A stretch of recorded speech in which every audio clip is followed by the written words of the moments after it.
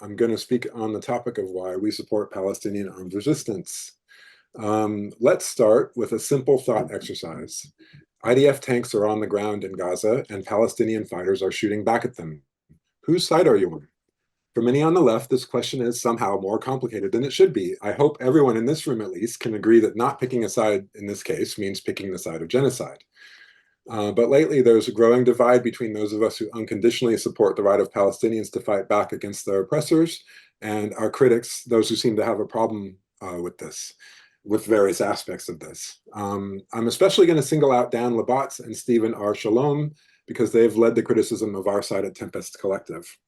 But there are others as well. The critics say we're too supportive of Hamas's killing and hostage-taking of Israeli non-combatants, and that by valorizing these actions, we're betraying leftist humanitarian principles.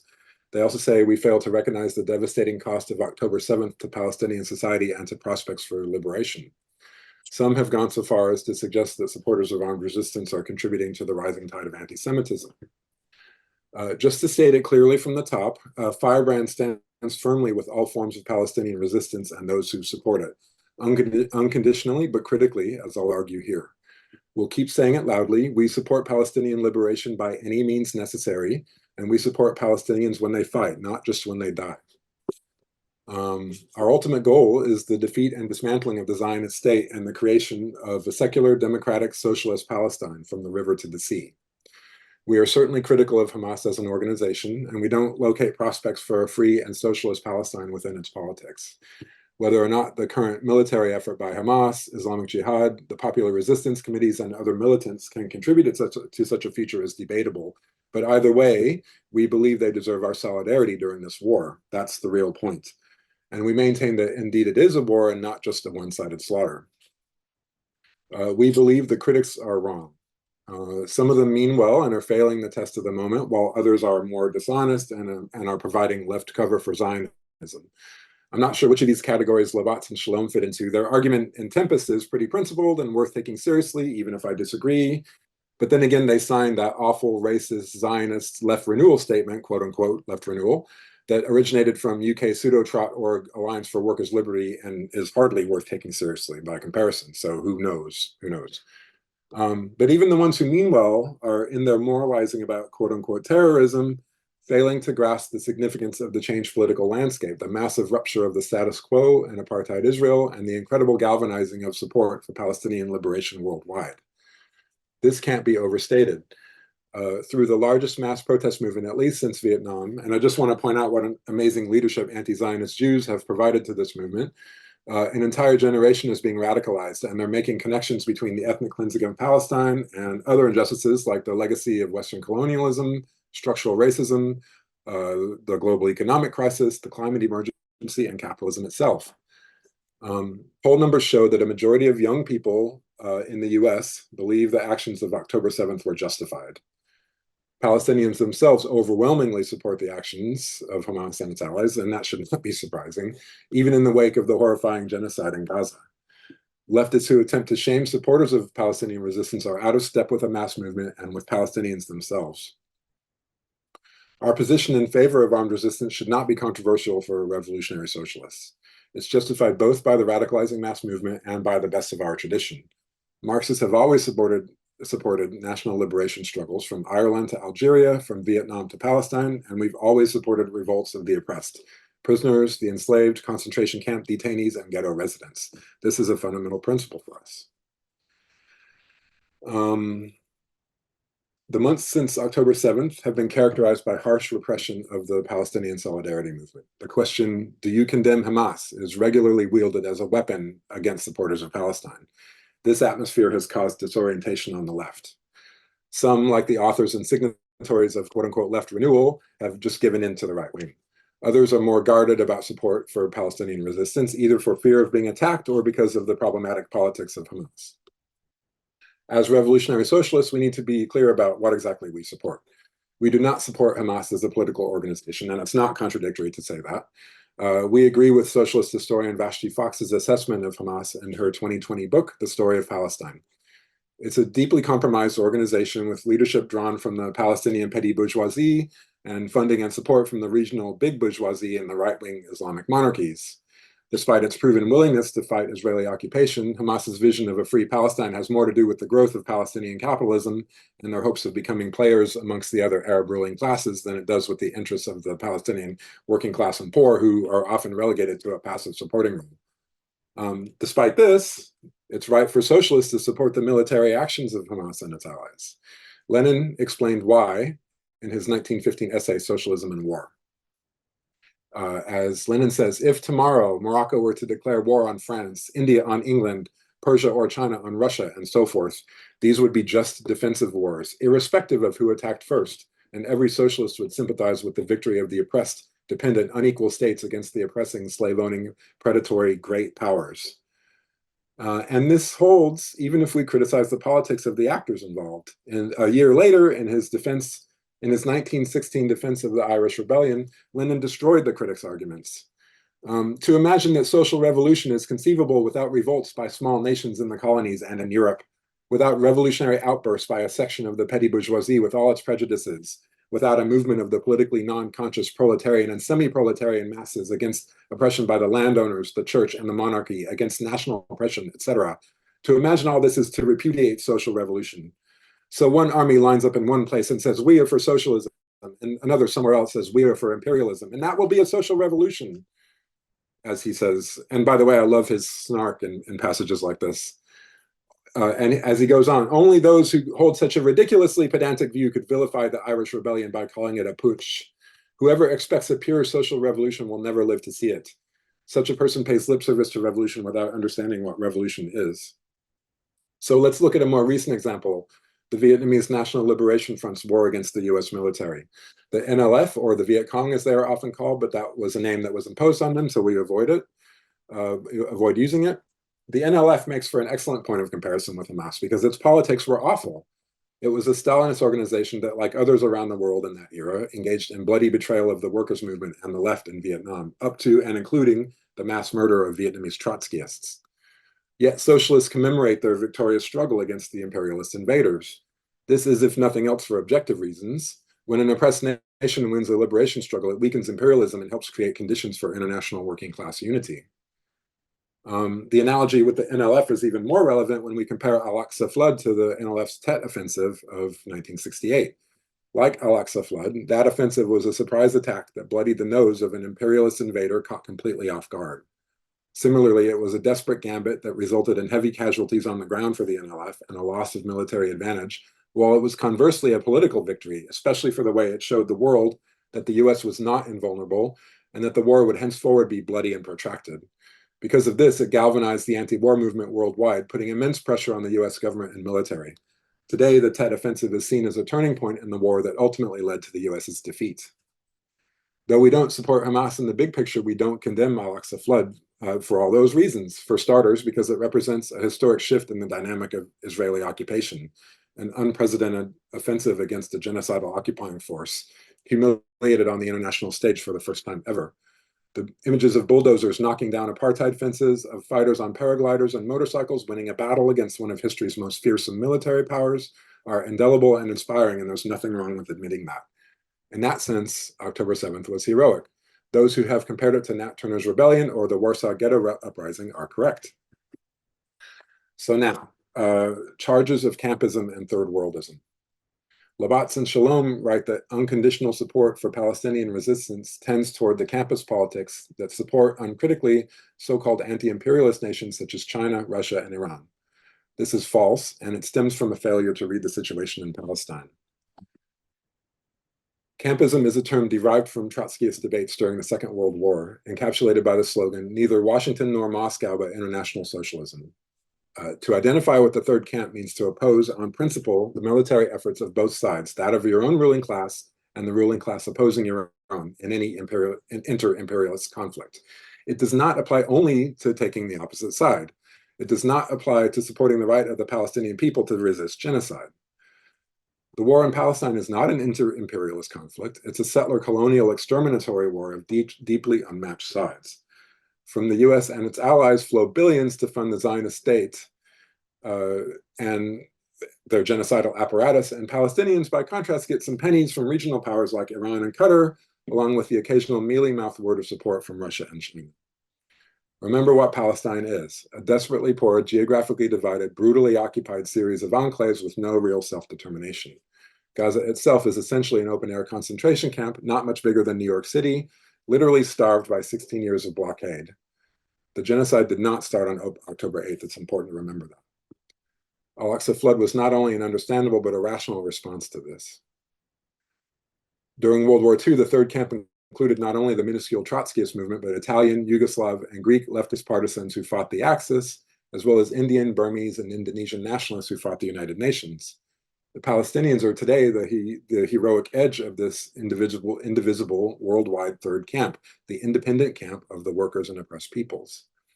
It's laughable to imagine that supporting the desperate breakout of Gaza amounts to the same thing as Assadism or the typical third worldist uncritical support for the bourgeois governments of Iran or Venezuela. If socialists can't support Palestinian armed resistance in this instance, when would they support it? It's the critics who are the true campists, only they've chosen the first camp of the imperialists. Through their incoherent accusations of campism and through their moralism and diffidence, the critics are ceding ground to real campists and third worldists who sadly already dominate some sectors of the left. Their influence will only grow during this radicalizing time without clear theoretical leadership from those of us who uphold the international socialist tradition and socialism from below. So, about terrorism, colonialism, and civilians. It's important to push back against the moralizing about terror and loss of civilian life, because the fear and panic stoked over these actions forms the political justification for genocide. To be blunt, the hand-wringing by leftist critics about the ravers, kibbutz dwellers, and other non-combatants who were killed or taken hostage in Al-Aqsa flood is just another version of the mainstream narrative that Israeli lives are more precious than Palestinian lives. It's simply outrageous to engage in such narratives when thousands of children are being killed in retaliation and we see news of unspeakable atrocities in Gaza every day. But again, we have to be clear about why we as socialists support a violent response in this case. In his 1911 essay, Why Marxists Oppose Individual Terrorism, Trotsky provided our movement with many enduring lessons about the use and misuse of violence in political struggle. He makes a sharp distinction between moral and strategic objections to terrorism. There is no need to belabor the point that social democracy has nothing in common with those bought and paid for moralists who, in response to any terrorist act, make solemn declarations about the quote-unquote absolute value of human life, as Trotsky wrote.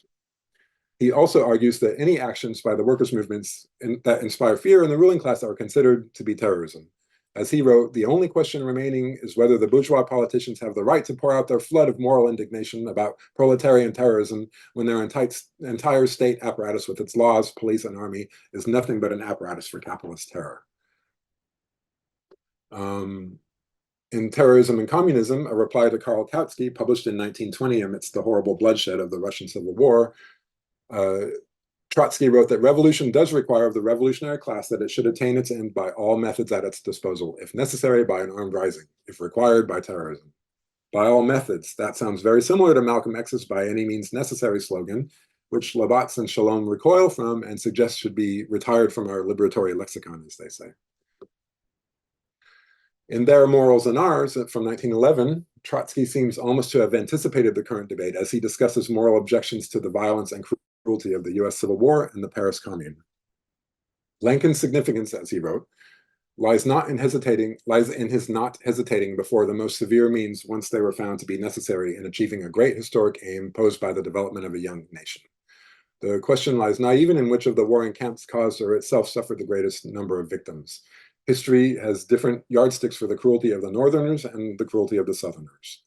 A slave owner who through cunning and violence shackles a slave in chains, and a slave who through cunning or violence breaks the chains, let not the contemptible ones tell us that they are equals before a court of morality.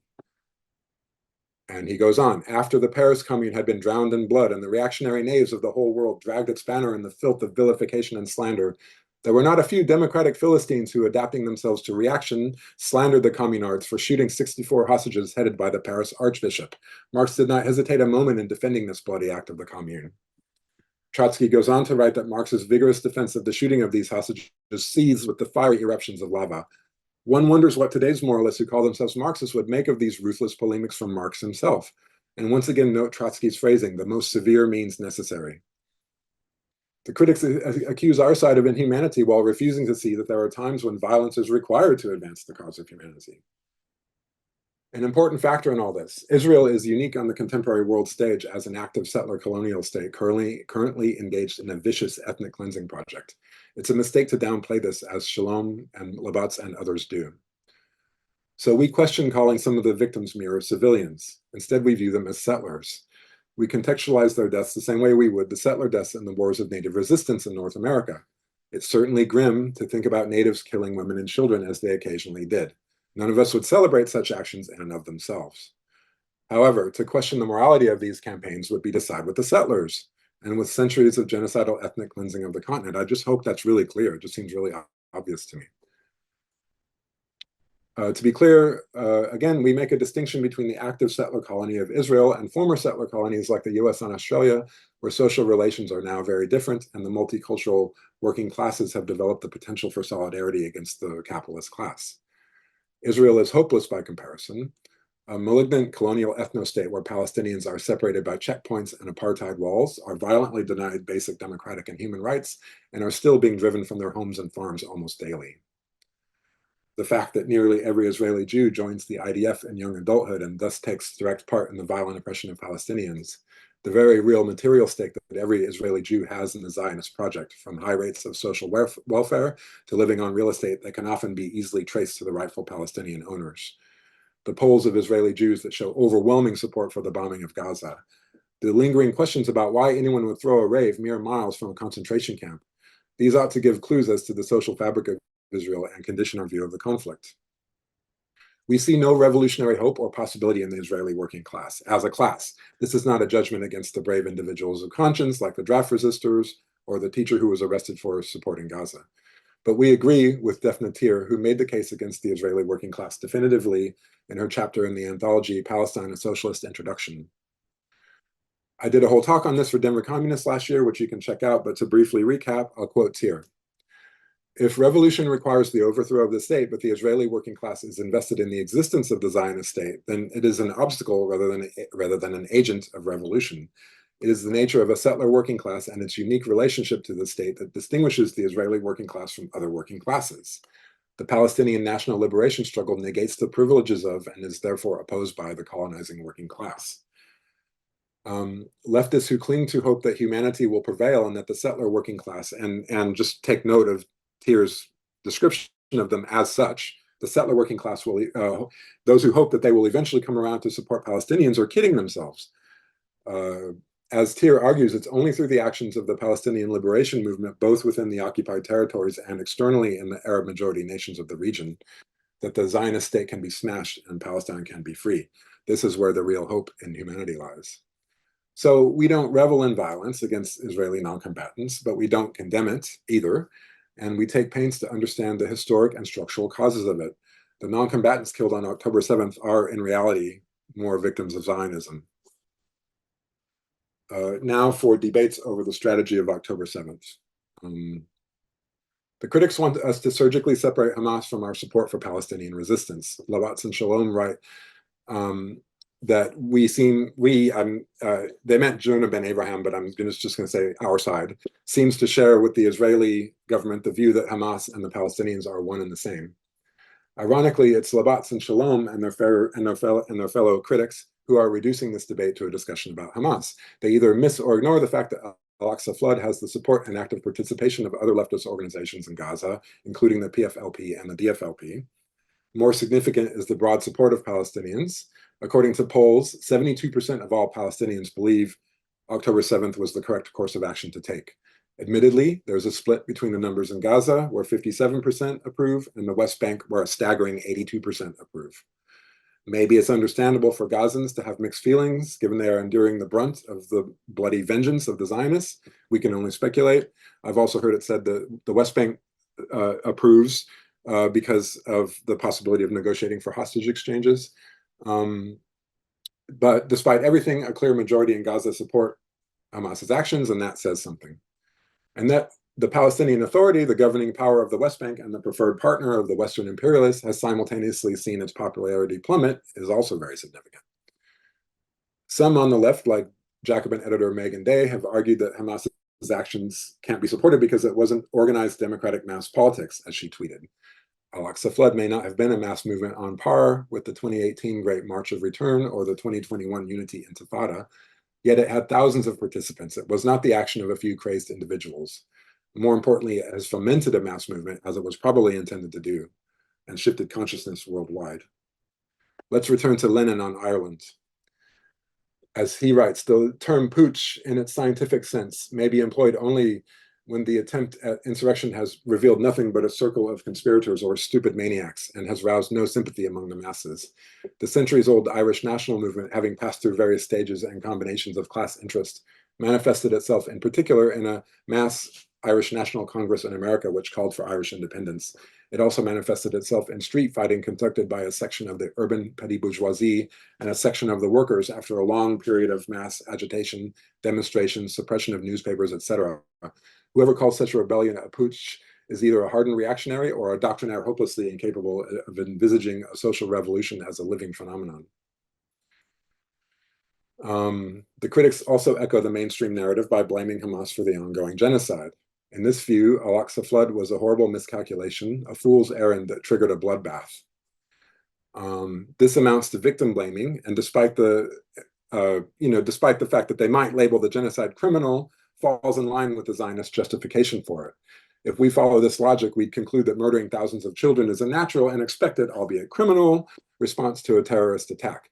We'd deflect blame from the Israelis who've planned and calculated these atrocities for months and who created the conditions leading to the attack in the first place, and from genocide Joe Biden, who could literally pick up the phone and stop it at any time.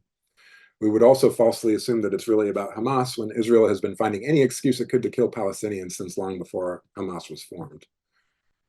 Again, the poll numbers in the US have only strengthened over time in favor of armed resistance.